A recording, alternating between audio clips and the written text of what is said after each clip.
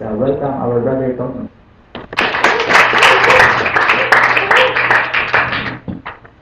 Good afternoon, brothers and sisters. Sabi nga ni, my name is Tony. Parang Kuya Tony na, but hindi kasi natin culture yan sa lingkod. But na Kuya Tony at Kuya PJ, Kuya Polly. We just call each other as Polly, or Brother Polly or Brother PJ. But tama yung sinabi ni Bert, I used to serve in Lingkod, Manila. Lingkod, Manila is very close to my heart kasi I started in Lingkod, Manila. I got evangelized through the Works of Mercy in Tayuman. Tapos then nabola ako ng mga brothers and sisters. Pagpasok ko doon, they're very warm. I have served a certain difference in the culture. Nakita ko agad, iba tong mga brothers and sisters na to. There's something in them that's different to the kind of people that I get to use to, I get to be with most of the time. Parang iba tong mga to sa mga co-teacher ko. By the way, I'm a teacher by profession. I teach as a mechanical engineer. I'm a mechanical engineer, but I'm also teaching mechanical engineering at Adamson University. So pagpasok ko doon, sabi ko, there is something different with the way these people conduct themselves. Nakita ko talaga, iba. They are very warm. They are very courteous. Umpisa, pasok ako doon, siyempre gusto ko maging patawa ako. Green jokes. Green jokes, hindi sila tumawa. Patay.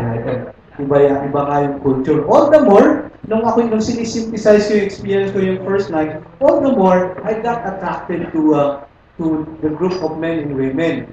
Pagpasok ko pa lang doon, pagpasok ko nga doon, nakita ko, parang dignified yung dating nila. I also had an experience going into another group.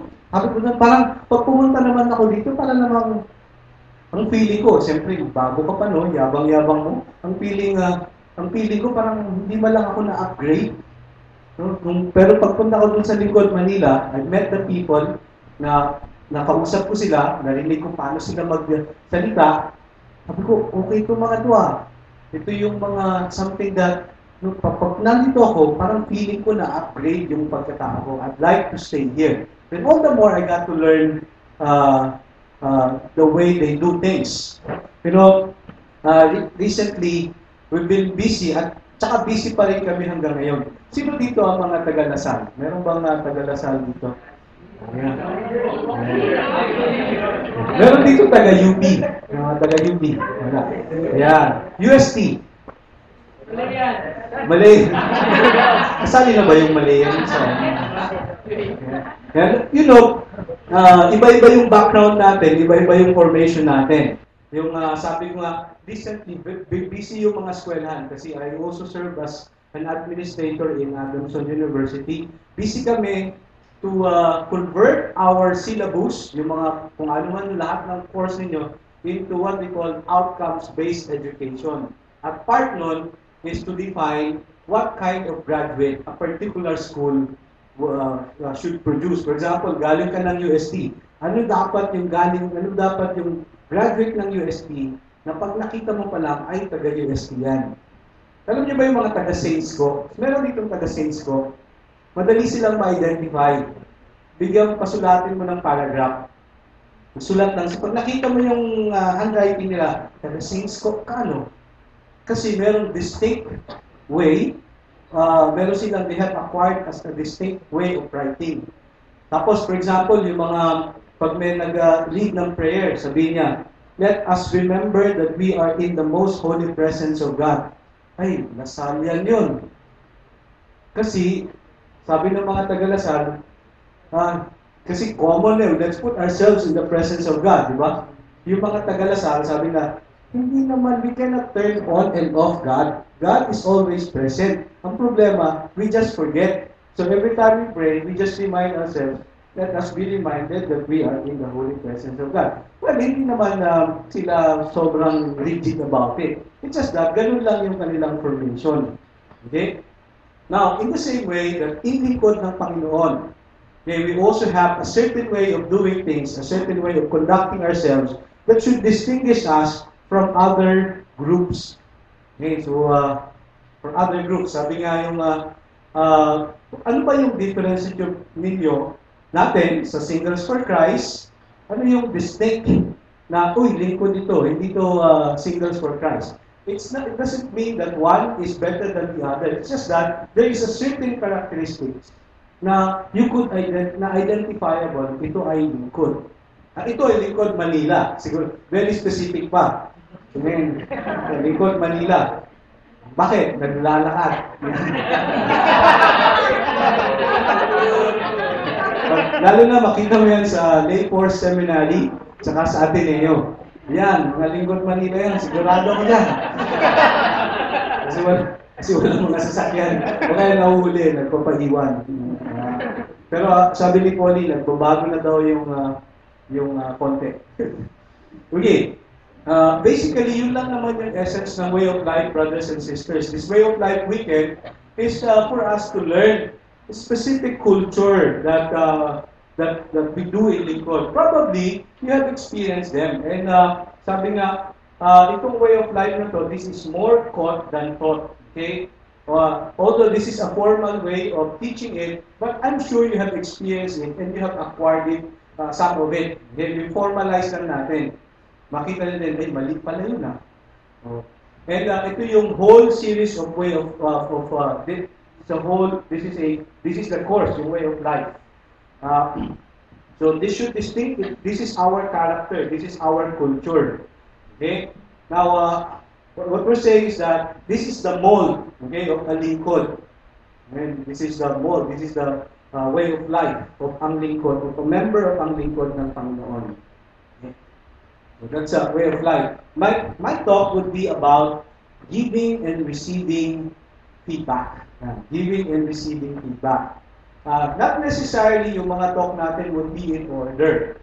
Okay?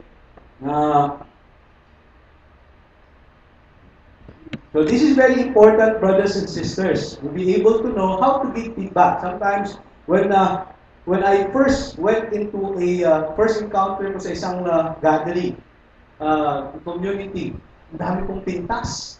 Bakit ganyan yan? Bakit ganito? Bakit ganyan? Bakit bulol? Bakit salita? Bakit bungi yung nag-pray over sa akin? Ganyan.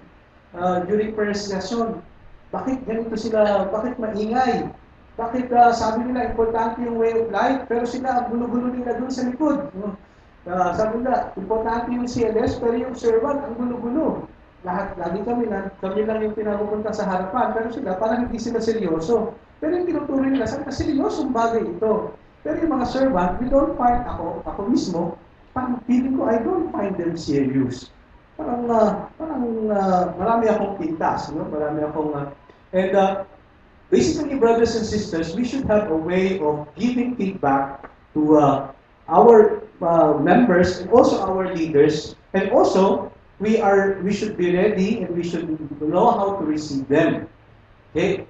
Feedback. Okay. Basically, brothers and sisters, we would like to give and receive feedback kasi ang sabi ng Panginoon sa atin, ano yung dalawang most important teaching ng Panginoon? Summarize it in Matthew 22, 36, 29. The foundation of our community life, okay, is love of God and love of neighbor. Okay, so that's basically, that's very fundamental in our life in Lincoln. Our love for God and our love for neighbor. Okay, our love for, specifically, yung second part, yung our love for neighbor. Giving and receiving feedback is an expression of our love for our neighbor, which you will find later. Okay, next. Second, in 1 Corinthians 12, we are called to be one body with different parts. No, we came from different backgrounds. Okay, iba-iba yung ating temperamentals, iba-iba yung ating temperament, iba yung ating background, iba-iba yung ating way of doing things, iba-iba yung ating preference. Okay, so sometimes, akala natin okay na yung ating trabaho, pero hindi pala yun, meron pa pala i-improve. So, that means we are also should be open to receiving feedback.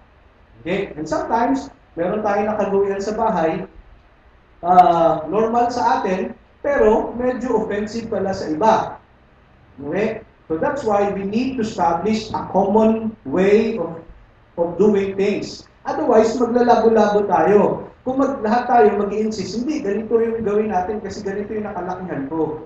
Ganito kami sa bahay. Oh, fine, dun sa bahay, ganyan ka. But when we're together, meron tayong sets of ways of doing things so that we can live harmoniously. Do you get what I mean, brothers and sisters?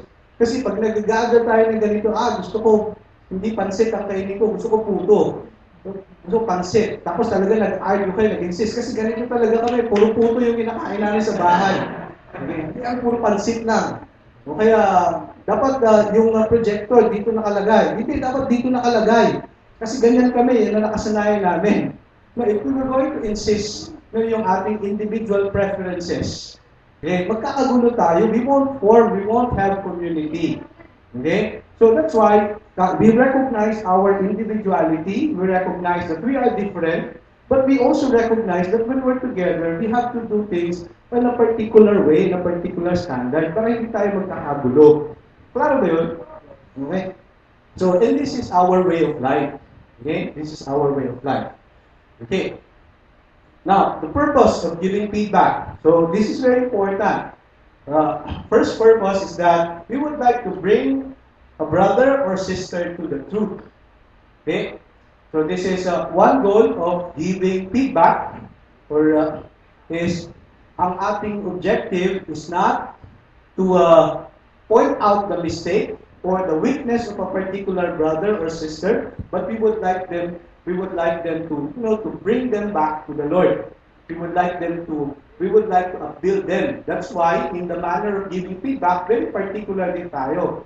Ang purpose natin is to love, upbuild. Ang culture natin is supportive, upbuilding, encouraging. That's our culture. That's the heart behind our way of life. Okay? This is our giving feedback is an expression of concern. Hindi ito yung tipong, I am superior than you. I am more experienced. That's why I'm saying to you that what you did is below standard. Below my standard. Yung gano'n, no? No, that's not our culture. This is our giving of feedback is an expression of love. Okay? It's not something, ikaw masamang tao ka. Kaya dapat kang correct. Okay? Dapat gayahin mo ako. Ako yung perfect na Christian.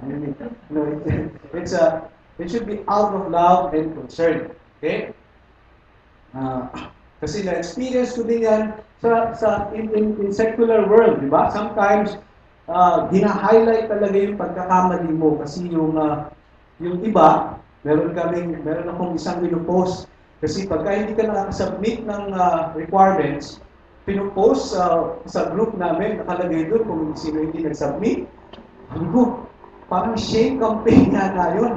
Hindi yata tama yun. Sabi ko, in that culture, sa aking kinalakihang culture, ang culture namin is a building. I think this kind of giving feedback is not it's not supposed to be our culture, the way we do things. Okay. But sometimes ganun talaga sa mundo, especially sa office. Pagka hindi ka nakakota, nakalagay yung pangalan mo. Hindi nakakota. Okay. Now, third, okay. This is to serve. To serve.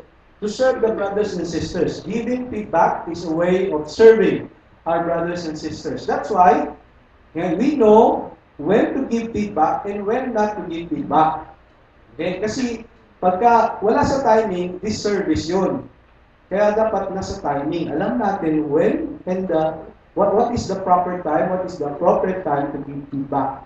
And baka kasi sinabi ko na this is a way of serving one another. Serve brothers and sisters. Bigla kayo magbigay ng feedback sa isa't isa.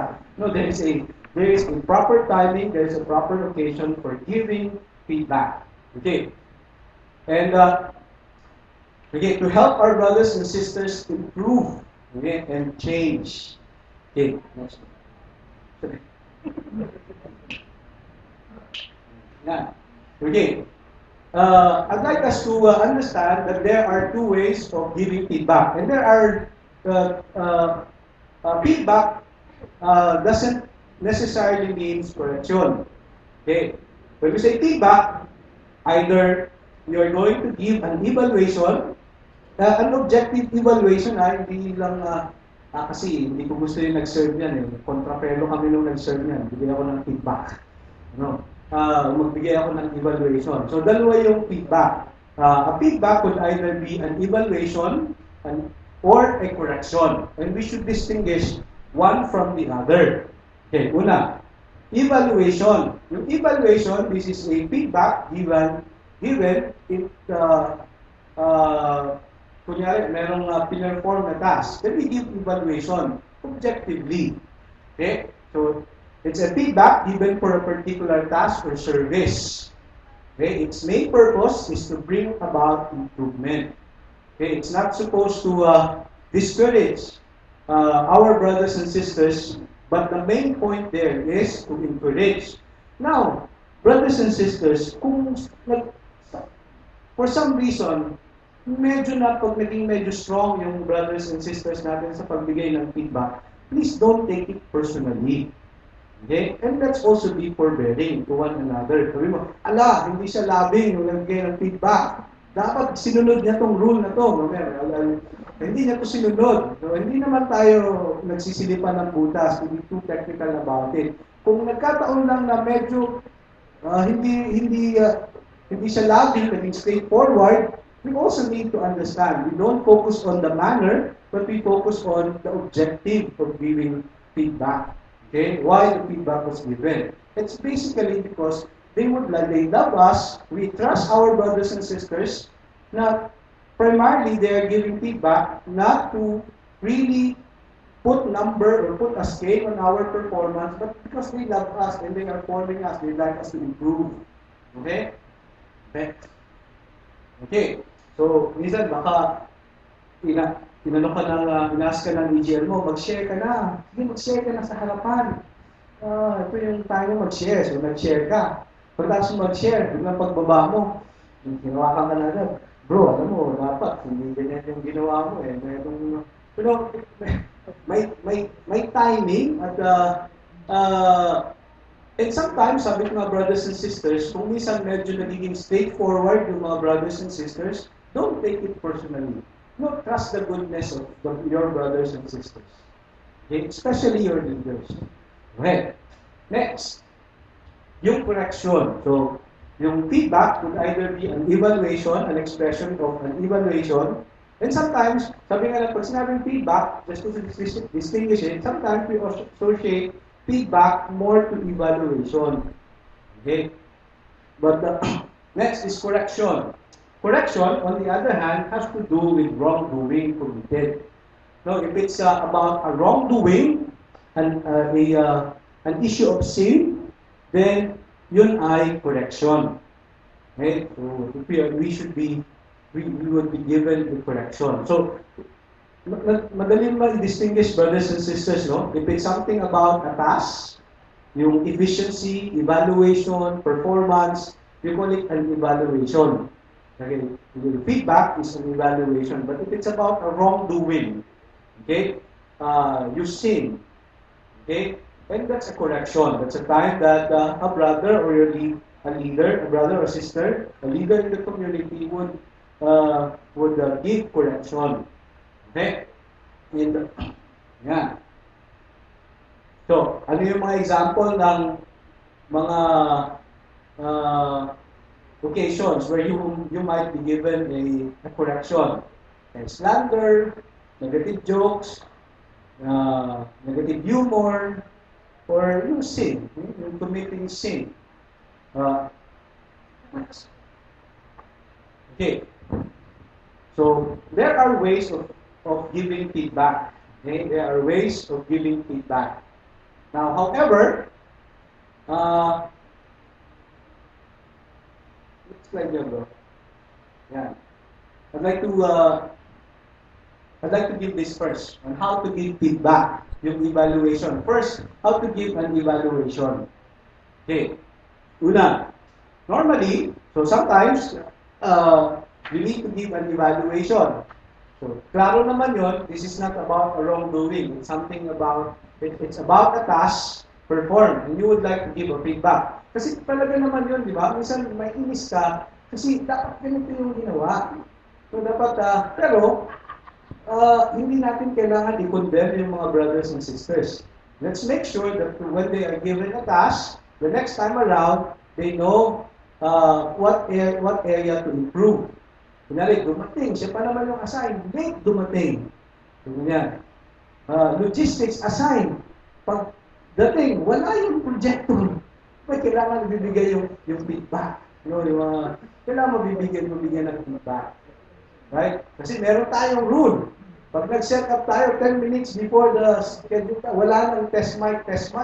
Ready na yan. Okay? So, talagang very strict, 10-minute rule. So pagka medyo kumpleto na yung mga tao, tapos nagsiset up pa. Kaya alam niyo, sino naka-attend ng RLTC? Stress ako dun Pero ganun talaga yung marching order dun. 10 minutes before the session, lahat ready na, walang test mic. Pero pumapalya. Well, kailangan ba nating magalit? No, we love and understand. That's the way to react. But we give feedback objectively. No, we love our brothers and sisters. Okay, but we also objectively evaluate. This is what happened. This is not about you. This is about what happened. Objective ito. Dapat madidistinguish natin yung brother sa person at saka dun sa trabaho. Okay? Okay. We begin with an overall evaluation in view of the purpose. Okay, what's the purpose? Normally, if you are being given a task or the responsibility to give feedback, the first thing is to establish facts. Okay, objectively. So, this is what happened. This is umpisa, ganito nangyari, ganyan. Ito yung on our perspective, this is what happened. Objectively, this is what happened. Okay. Second, concentrate on the positive before the negative. So if you are given the responsibility to give feedback, make sure hindi naman puro yung low points. Okay, yung low key. Okay, meron naman siguro dyan kahit isa. Sa 10, yung siyang laglag, yung isa naman siguro dyan ay ayos naman. At least pasok sa standard. Okay? But just the same, brothers and sisters, hindi naman ito bilangan ng low at saka high. Ang sabi sa atin dito, we have to be encouraging. That's why we concentrate first on the good points. Okay? On what's good and what's positive. Okay? Now, make sure, brothers and sisters, that you don't leave, kunyari, nagbigay ka ng feedback. Sabi, ito bro, alam mo, ang ganda nung presentation, ang ganda ng PowerPoint, no, pero mas maganda sana yun kung may laptop. Maganda sana yun kung may projector. Example lang, so say, sinabi mo na yung mga yung mga negative, yung mga maganda sana yung PowerPoint, pero mas maganda sana kung naka-project, hindi nakalagay sa laptop. So, let's say, don't leave it there. Don't leave it hanging. Dapat magbigay din tayo ng what would be the best way to do it. Hindi lang natin sabihin, bro, parang hindi yata maganda yung pagkakaserve nyo dun sa Words of Mercy last time. Hindi yata maganda yung pagkaserve nyo dun sa Mass. Ayusin nyo sa susunod, ha?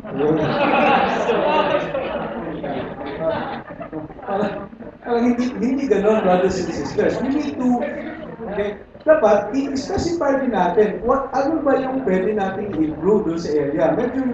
Pero ayusin nyo, susunod, ha? Nakita ko pa yung isa pa. Hindi, we have to, don't leave it there. Yung sa evaluation, make sure you suggest on what are the ways that we can improve things, the way we do things. Okay? May tinatamaan ba? Parang ako, okay. Okay. Discuss how to improve things the next time. Okay? Be straightforward, avoid indirect speech, and negative jokes. So, one time, si Brother Mon, ako yung branch leader ng Lingkod, Manila, pupunta kami sa outing. Naghanap kami ng venue. kilala niyo naman si Brother Mon, di ba? Si Brother Mon Samson, yung ating National Director. Rich kid yun eh. Marami silang mga property. And one of the property, yung bahay nila sa kay Labne. Hindi nga, isa pa sa Laguna. Yung farm. No, yung Victoria's, yung farm. Maganda kasi doon, outing-outing. So wala talaga kaming venue. Magkasama kami ni Brother Mon. Tapos, inask ko sa kanya, sabi ko, bro, Brother Mon, pwede ba kami doon sa inyo? Sabi ko, Brother Mon, sige, okay lang. Pero, sige, tatawag mo na ako doon, ipapaayos ko lang yung mga, marami kasing kailangan ayusin. Siyempre, gusto niya, pupunta tayo doon, medyo comfortable tayo. Ayan. Tapos, may tumawag sa akin na part ng team. Sabi niya, Brother, hindi na natin kailangan yung venue kay Brother Mon. Meron na tayong hanap na iba. Sabi ko, paano to? Kasi tumatawag na si Mon doon sa bahay sa Victoria. So, kinausap ko ngayon si Brother Mon. Sabi ko, Brother Mon, ang dami ko pang paligoy-ligoy pa, no? Kung paano ko, kasi, ganyan. Hindi ko na matandaan actually yung sinabi ko, pero hindi ko talaga sinasabi directly. Yang ako sabihin, Brother Mon, pwede ba hindi na namin gamitin? Ganun yung hindi na namin gagamitin, nakahanap na kami ng ibang place. So, parang hiyang-hiya ako. So, nag-isip ako ng sasabihin para masabi ko yun na hindi ko na kailangan yung place. So, paligoy, hindi na kuha ni Brother Mon. Eventually, sabi niya, Ton, kailangan niyo pa ba? Sabi niya, Brother Mon, hindi na eh. Sa susunod, pag ganyan, hindi kasi helpful sa akin pagka hindi direct to the point. Sabi mo, kung hindi mo na kailangan, be straightforward. So, na-correct ako, on the spot. So, hindi ako feedback. So, at least, alam mo na, no? Pagka si Brother Mon yung kausap ko, kailangan on the spot. Pero alam mo, sabi niya sa akin, alam mo, Brother Ton, hindi ako na-offend. Sabi niya, yung style niya, alam mo, Ton, hindi helpful sa akin yon pagka ganyan. Mas helpful sa akin kung sasabihin mo ng diretso. At least, hindi niya sinabi na, ano ka ba naman? Ang dami-dami ng mga, hindi niya ako dinikdik. Nabi lang niya, hindi helpful sa akin yung ganitong paraan. Well, nakita niyo yung difference, brothers and sisters? Hindi ikaw yung nadidikdik. Parang feeling mo, okay itong pag-correct na to. Diba? Ayan. So, be straightforward, avoid indirect speech, negative jokes. Okay. Now, when to give feedback? Okay, there are time for feedback sessions. Okay? For example, kung ang feedback session nyo ay evaluation, meron naman kayo mga service meetings, di ba? Where you give evaluation. Okay? Hindi yung, this is a service to the brothers and sisters. Magbigay na kayo ng feedback. Itong suot mo, hindi maganda. Hindi gano'n, no? There are times for giving feedback. During meetings, it's time to give feedback. Pag sinabi ng leader, what do you think about the event? Ano ba yung nangyari doon sa event natin last time? Ano ba yung high points? Ano yung low points? Mas makatahimik lang tayo. Hindi tayo bigyan ng feedback. Pagkatapos ng meeting, kasi dami-dami hindi dumating yung ganyan. No, pagka merong binigyan tayo ng opportunity to give feedback, let's give feedback. Hindi yung hahatak tayo ng brother, di ba? Hindi okay yung yung pagkakali. Di ba medyo sablay ng konti, o hahatak tayo ng sister. Unconsciously, gumagawa tayo ng gang. Meron tayo mga small circles, group of friends na who agree with us. No, naghahanap tayo ng mag-agree. So, feedback, the right time to give feedback, especially kung evaluation, are during your service meetings. Okay? Now, correction, the best time to give correction is on one-to-one. Okay? Yeah. We don't give correction, nag-lead yung brother. Hi! Ginawa ko ba yun? Ginawa ko ba yung kay Polly? Mali yan! During one-to-one would be the best way to give the correction.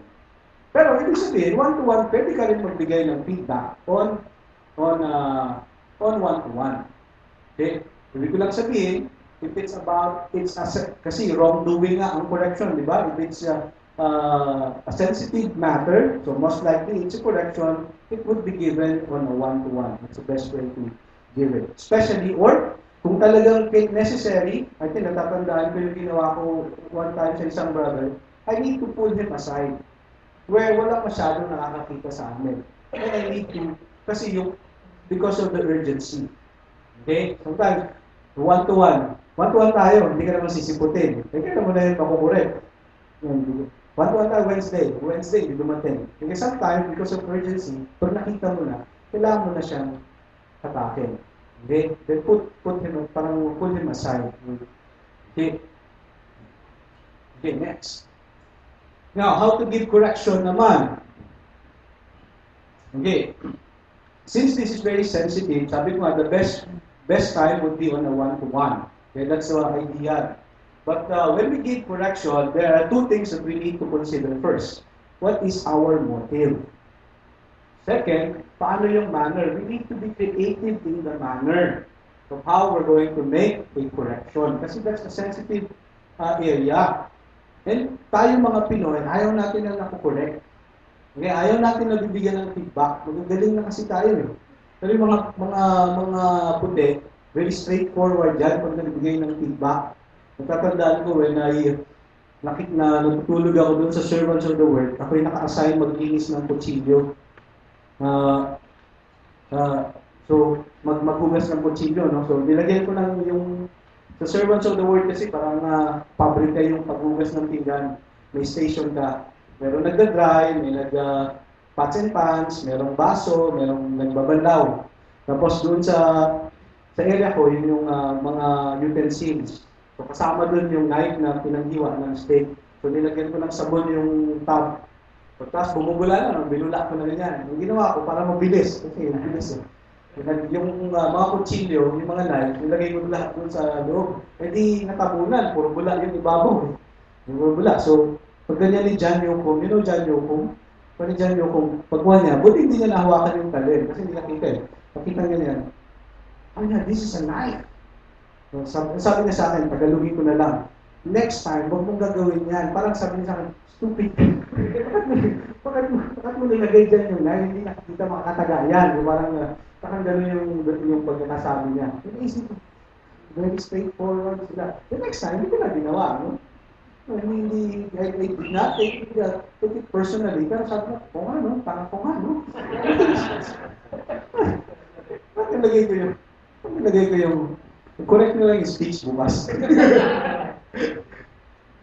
Okay. But, you know, yung gano'n na, sometimes you need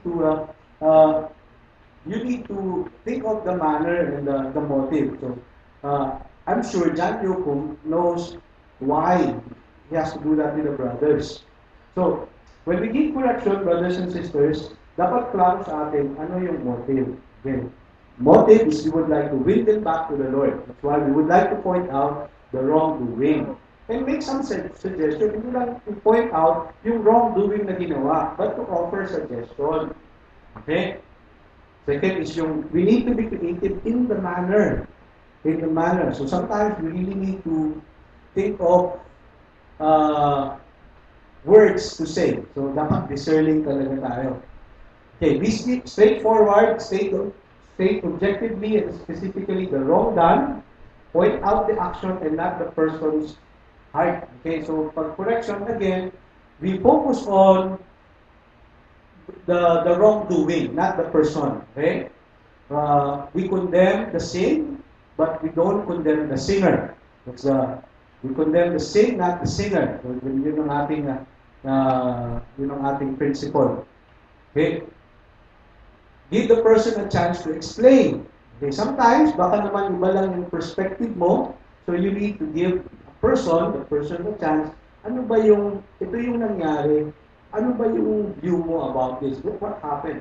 What happened here when this happened? Ano ba? What were you thinking? What's going on in your mind? So we give the person, especially for action group leaders. Okay, yung mga members natin, hindi natin say, hindi ka na makamatay sa prayer meeting. Ano, absent ka na naman. Tatanungin mo natin saan, ano yung nangyari, saan nang galing, o ano, hindi. Kung wrongdoing talaga, parang wrongdoing, nakita mo lumabas doon sa may isang parang isang motel sa Santa Mesa. So we ask first, galing ka ba talaga doon? Ano ba yung ginawa mo doon? Baka naman part of the work, mag-inspection. Meron daw isang pare, nagpunta doon sa may Pegasus. Ang sabi daw nung pare, nahuli siya nandun doon, talagang red hand, talagang caught siya, nagpunta siya doon. Ang joke ng mga ibang pare, ang tindi talaga ng pare na yun. Very radical. Went straight to the lion's den. Went straight to the enemy's camp. Very radical yung pare na yun. Talagang but you know, the point is that we need to give the person an explanation. Okay? Kasi natatandaan ko yan, sabi ko, may kasama akong friend, lumabas kami sa isang street, pagtingin ko na ganyan, anito. Anito. Pero pinuntahan namin prayer meeting. Worship. Di ba mahilig yung mga evangelical na yung mga sinihan na nagpapalabas ng mga dating mga bond shows. Ginagawa nilang worship area kasi that's part of their crusade. I-convert yung mga yon, yung mga club. Kino-convert nila into a place of worship. So, one time, kasama ko yung friend ko, in-invite na ako nag-worship ko. Hindi ko na-realize, professor, teacher ako eh. So, pag-tingin ko sa kanya, anito eh. Sabi ko, nandiyan lang malapit yung eskwela na pinagtuturuan ko. Sabi ko, pag nakita ko ng mga estudyante ko nito, patay ako. Ano nasasabihin nila sa akin? Mga tipong ganyan. But we need to give our brother and sister a chance to explain. Okay? Baka tayo kailangan i-correct pag masyado tayong judgmental. Okay. State what the person should do about it. To correct is to help him or her correct or right the wrong he has done. Eliminate emotional trap. Okay. Sometimes we need to separate objective truth and do not confuse it with emotions. Know exactly what the correction is all about. So sometimes merong correction. Minsan napo-focus tayo doon, na-hurt ako, sobra namang na-hurt ako. Tapos nawala na yung issue, napunta na doon sa hurt. Hindi na na-correct yung wrongdoing, nawala na. Yun na yung, doon na na-focus. Sometimes, we have brothers and sisters who, left us na, kasi na-hurt. No? Hindi nakita why, ikino-correct. Hindi nakita yung value ng formation. Value ng correction. Nag-focus lang kasi nasaktan siya. Focus lang dun sa emotion. That's the community. Hindi na correct, hindi nagbago. Makita mo yun, worse. Hindi ko na papangalanan kung sino, baka makasalubong. Okay. Next, how to give feedback. Okay, still, again, be gracious. No, although we would like to be straightforward, you also need to be gracious. That means if there is something, kung may effort, kung merong effort to change, meron ng initial effort to correct the mistake, you also need to be gracious and to praise that and to encourage to continue kung meron ng ganyan. Now, if the person does not accept the correction, ito yung sabi sa scripture, kung hindi makinig sa'yo, binantuan mo na, tinawag mo for a one-to-one, tapos nag-usap kayo, okay naman yung iyong pagkukorek, pero the person did not listen. Talagang hindi. And sometimes, ganun lang talaga. Okay, what should you do? Okay, if the person does not accept the correction, ask two other people with personal knowledge of the incident or with position of authority in the community to talk to the person with you. But, brothers and sisters, make sure that you let the person know. Okay, kung talagang hindi, kunyari, kinurek mo na, na ayaw, you fail to win him back. So, the next thing to do is to, if there are someone who is in authority, to talk to the person. Kunyari, your branch leader, you should expect that kung hindi ito ma-resolve, aakyat yan sa branch leader. Pero very careful din tayo dito, brothers and sisters, in interpreting this, that you have to involve other person. Okay? Make sure ito ay dinideal natin in a very careful way, in a very sensitive way.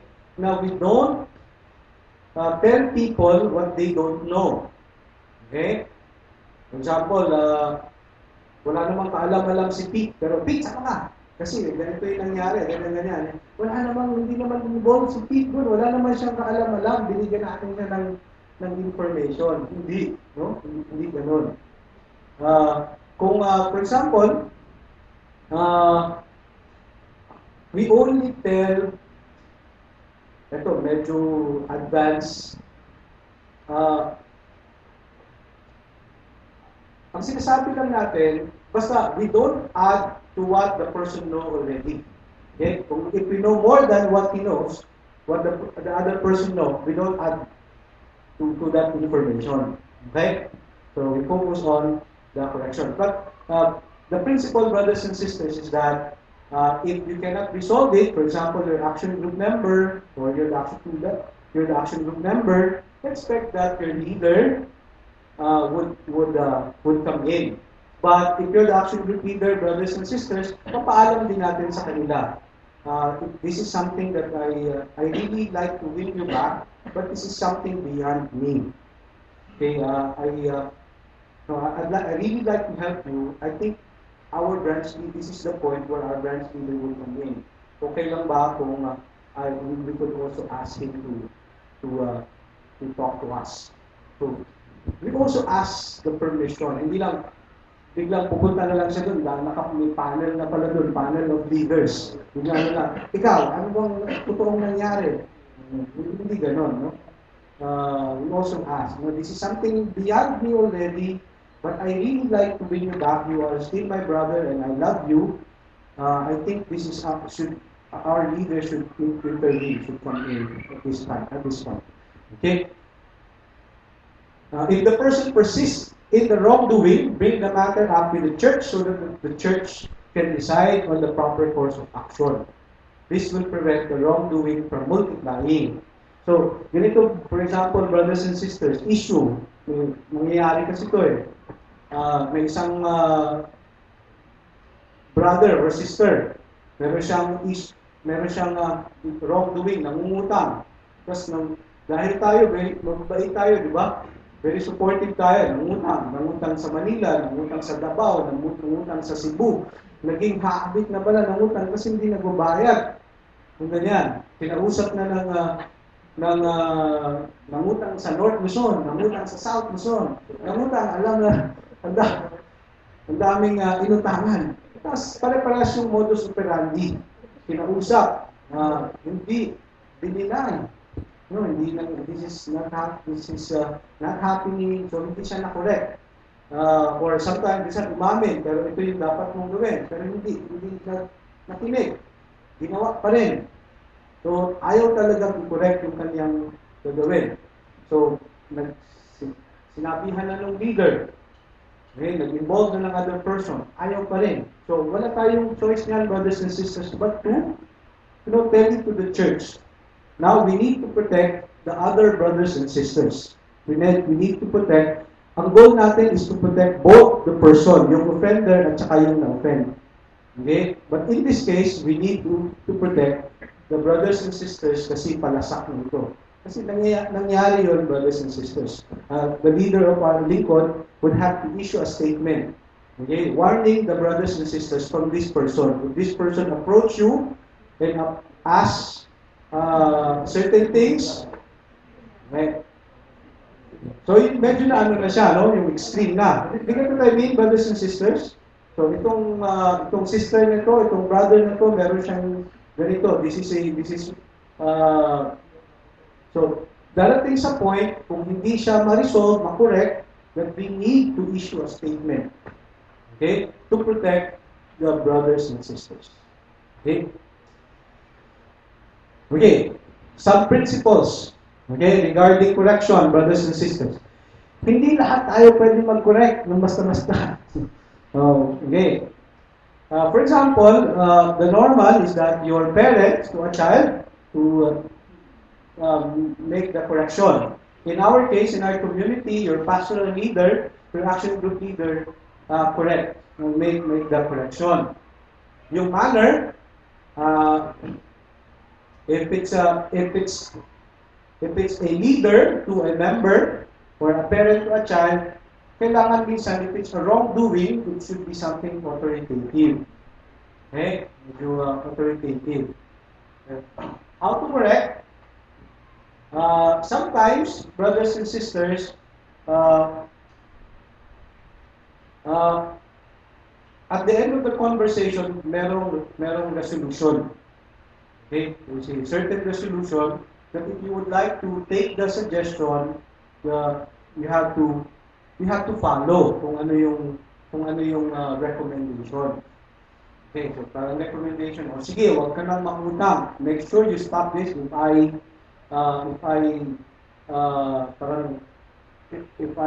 got to know an incident, the same incident, again, a similar incident, this is what we're going to do. So you have to promise me that you're not going to do it anymore.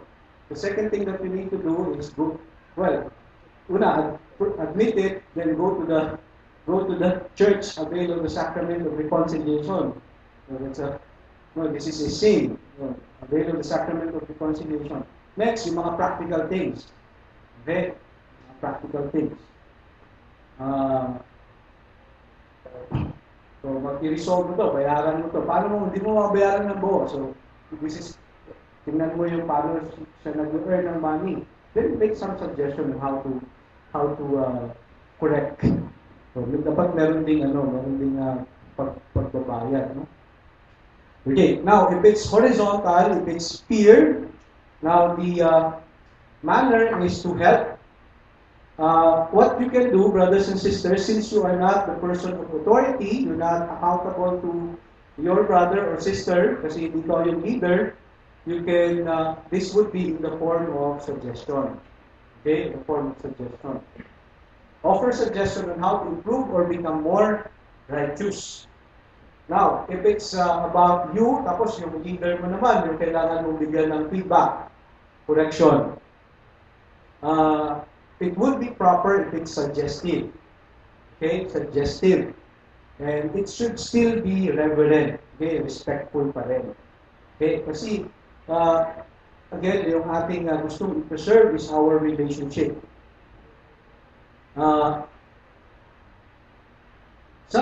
Kung tayo yung lead, tayo ay member, kinukorek natin yung leader natin ay merong prerogative not to follow or not. Now, paano naman, parang lugi naman yata, yun na. So, what you can do is go to the leader of your leader. Okay? And siya yung magkukorek ng authoritative. That's how we do it. Okay? Make sure that when you make a correction, meron kang personal knowledge. Hindi yung sinabi ng friend mo, kitang-kita niya trusted friend mo talaga yun. Hindi. Dapat kung ikaw ay magbibigay ng correction o magbibigay ng feedback, it's something that you personally know or personally witness. Okay. Example. Mga example ng mga do I still have time? Some example, issues. For example, righteousness. Kung right versus wrong, description to violation of the Lord's commandment, abortion, premarital sex. Okay? How to handle it? Anyone can correct kasi it's an issue of sin. Alam mo, magpapa-abort. Tatawag ka pa ba sa leader? Sinama kasama mo ko, magpapa-abort ako.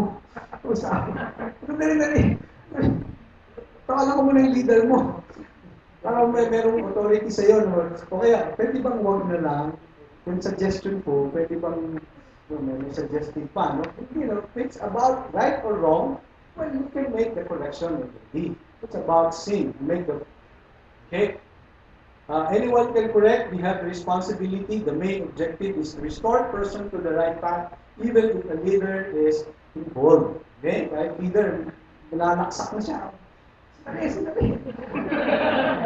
Ang suggestion ko,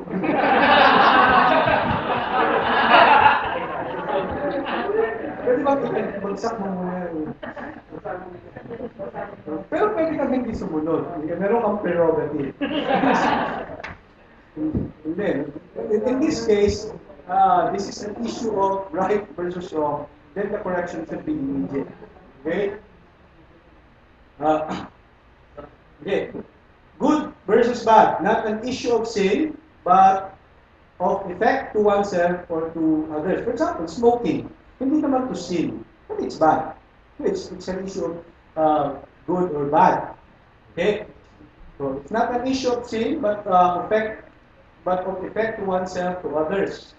Okay? If there is a pastoral authority, if you're the leader, correction may be proper. You can make some correction. If it's your peer, if you're kasama mo sa action group, then you can correct horizontally. Okay? Otherwise, manner may be suggestive or recommendatory. If you're not the leader, recommendatory lang tayo. Okay? Kasi otherwise, magkakagulo tayo. Pakialam mo. Pagka lahat na lang pinapakailaman natin yung buhay ng... We need to do this, brothers and sisters, kasi ayaw natin yung nagpapakialaman tayo ng buhay ng may buhay. Meron tayong proper way of correcting it. Okay? Proper way of resolving it. Okay? So propriety and what's proper and what's not proper. When a task is not done well or is done improperly. Okay. Repentance is not required. You don't need to repent. Naiwan lang yung projector. O kaya yung projector walang cable. O kaya yung sa misa, nakatabingi lang naman yung tela. Okay? O kaya hindi sinindihan. Hindi naman kailangan ng repentance doon. No? Maganda sana kung ready. Pero nagmisa na, walang ilaw, walang kandila. Hindi naman yun sin. No need for repentance. It's not required here. But improvement, give suggestion on how to do the task better.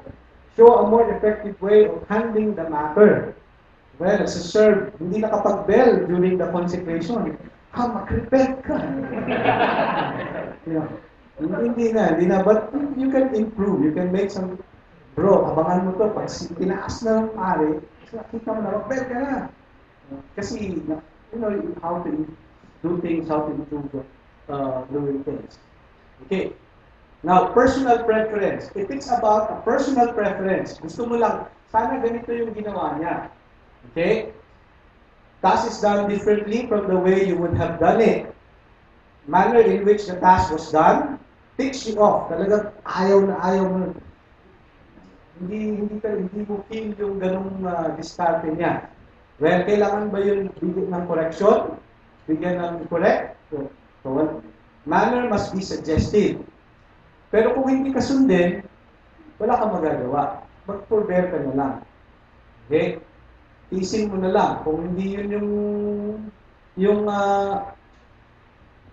alam mong kung paano gawin, kasi hindi niya ginawa, nagbigay ka ng suggestion, well, you just have to forbear. Palakihin mo na lang yung bayad mo. Kasi sabi na yung mga nagtitinto, lumalaki yung bayad. Tama ba? Pero yung doctor dito. Kasi yung isang saint daw, nung siya in-autopsy, natuklasan na yung bayad niya. Masyadong malaki. Sabi daw nun, dahil yung sa pagtitinto. Si St. Vincent de Paul, nung tinignan yung bahay niya. Kasi St. Vincent de Paul, siya, yung very vocal. So, kailangan na i-control yung sarili niya. Ang effect daw na lumalaki yung bahay. So, kung hindi kasi nun, nag-suggest ka na, kasi hindi mo gusto kung paano yung diskarte niya, well, you just have to forbear. Okay? Ganun tayo to our brothers and sisters. Okay. Now, kung if agreement is broken, repentance must be done. Kung nag-agree kayo, just in case merong agreement, we have to meet on a particular date for an action group meeting. Tapos, you overslept. You forgot. Merong a meeting. I think you need to ask for forgiveness. Dun sa kausap mo, brothers and sisters, forgive me, I forgot. I'm not going to do it again. So you need to ask for forgiveness. Doon sa na-offend. Okay? Kung meron kayong pinag-agreehan, okay, you agree. Kayo naman parehas kayo nag-decide. So, kung hindi mo na-meet yung inyong agreement, then you need to ask for forgiveness. Okay. Okay. Other principles regarding correction. Correction works differently with people in the community and people not in the community. So, huwag natin insist. Sabi sa community namin, ganito. Yung nanay at tatay mo, i-correct mo, yung mga kapatid mo, the way we correct. Hindi po yun hindi. Kailangan nilang mag-CLP muna para maintindihan nila why we do, what the background, the context of this. Okay? Authority plays an important role. So, sometimes, not sometimes, but most of the time, titingnan din natin yung authority natin over the person. Baka, ano tayo, yung atribida, yung tawag, no? Next. Okay, correction must be based on some objective norms or standard, not subjective. Okay, pagka personal preference lang, wag na. Pagka tingin mo, personal preference, ako, personally, if it's just about my personal preference, pinipigil ko na lang yung sarili ko to comment. Especially kung binigyan ko siya ng authority to do things. Then mag-lead ka, unless we agree. Na after leading, unless pinuform ko siya, pinitrain ko. Pero kung binigyan ko siya ng full authority, bahala ka na dyan, distract ko na yan. Hindi tayo backseat driver. Ikaw ang bahala dyan, ikaw ang authority. Pero you turn left, you turn right. That's micromanaging. Medyo hindi tayo ganyan. Okay, we must be careful and discerning when we give correction. So we need to be certain. Pagkasal muna natin, huwag tayong sugod ng sugod. Most of the time, mali tayo. Ako pagka ginagamit ko yung emotion ko, magkukorek. Pagka pumukulo yung dibdib ko, gusto ko i-correct. Most of the time, 95% ng mali. Mali yung iniisip ko. 95%. Wala ko munang pahupain yung aking emotion. Okay, and evaluate things. And wait a little, buy some time ng konti. Pero realize mo nga, no? Siguro kung ginawa ko yung disaster na naman. Okay? Next. And in conclusion, brothers and sisters, I'd like us to, in conclusion, I'd like to encourage us.